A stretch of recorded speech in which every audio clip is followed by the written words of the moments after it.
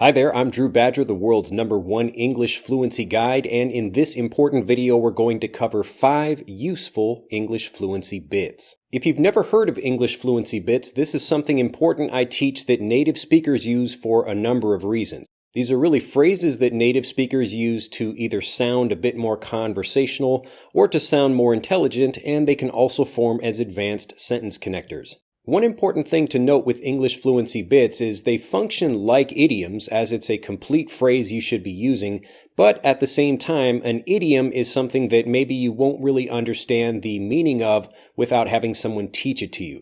So I've given the example before of to kick the bucket, which means to die, but there's nothing about that sentence that gives you a clue about its meaning. An English fluency bit, on the other hand, you might have to learn more of these, but the meaning is quite self-explanatory. So you can understand what the meaning is just by looking at the words, and they're fairly easy to understand. But if you can learn to use them and add them to your sentences, they really add a lot of color and flavor and make your sentences sound a lot more native. We'll begin by taking the word without, which you can just use in regular conversations, and we'll replace this with the English fluency bit in the absence of.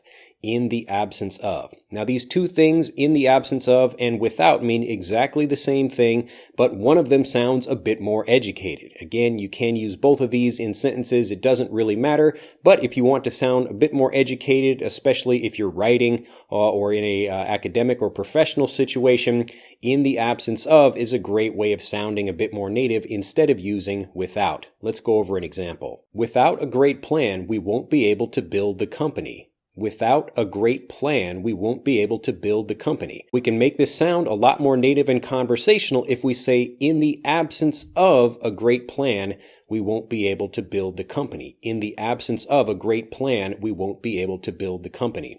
Again, all we're doing is taking something that native speakers would use like without, but we're making it sound a bit more educated and even conversational at the same time. In the absence of. In the absence of.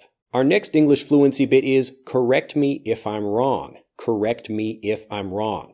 This is something that native speakers will use at the beginning of sentences when they're trying to get more information about something, or maybe they want to offer an opinion, but do it in a more kind of a gentle way. So instead of saying you are incorrect, maybe they're asking for maybe a bit more help about something to understand something, and they will begin a sentence with correct me if I'm wrong. So you could begin a sentence with, correct me if I'm wrong, and then we go into the sentence, correct me if I'm wrong, but don't you need an umbrella if you're going out in the rain? So maybe you see someone walk outside and it's raining, and you're saying, hey, you should take your umbrella. Don't you need an umbrella when you're going out in the rain? So correct me if I'm wrong just means maybe I'm making mistakes, so I don't want to be too forceful with what I'm saying, but at the same time, I want to give my opinion or ask again just to make sure I understand everything. So correct me if I'm wrong.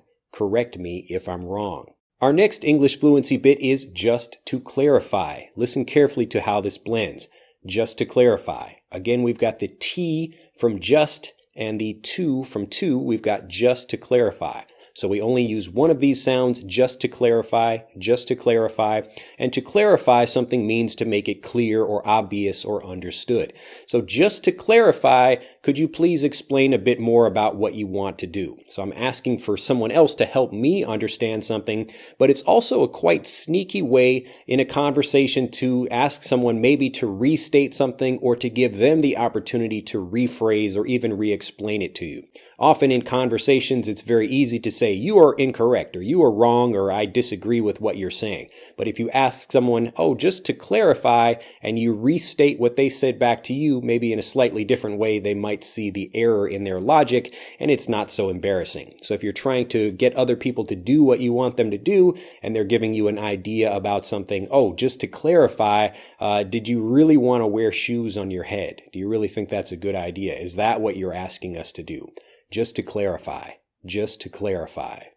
Next, instead of using how, which is perfectly fine in a conversation, you can say the way in which. the way in which. As an example, I might say, I like how they designed this building. I like how they designed this building. Or I could say, I like the way in which they designed this building. We're saying the exact same thing, but by using the English fluency bit, the way in which, we sound much more educated and intelligent. Again, there are always multiple ways of saying things, and you really are expressing the exact same idea, but the way you sound is really important. And if you choose the right words, it'll impress other native speakers, as well as just make you sound more intelligent in general. The way in which. The way in which. And finally, instead of just using consider, the verb to consider, you can say to take into account. To take something into account. As an example, I might say, considering we don't have much training, it's probably not a good idea to climb the mountain today.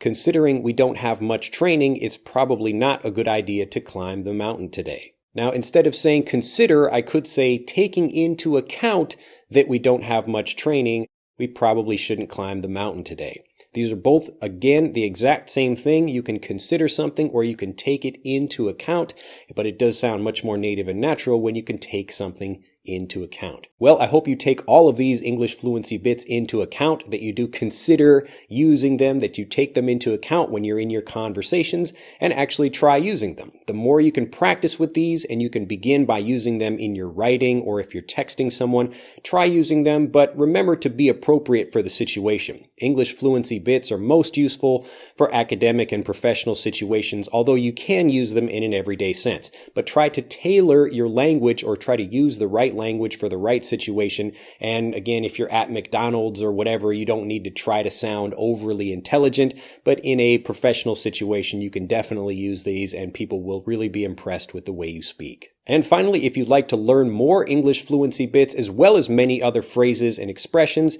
as well as improve your grammar, your pronunciation, all of the things required to become a confident, fluent speaker, click on the link in this video to take our free English fluency quiz, and we'll give you the exact advice you need to improve for your specific situation to help you become a confident, fluent English speaker fast. I look forward to seeing you at EnglishAnyone.com, and I'll see you in the next video. Bye-bye.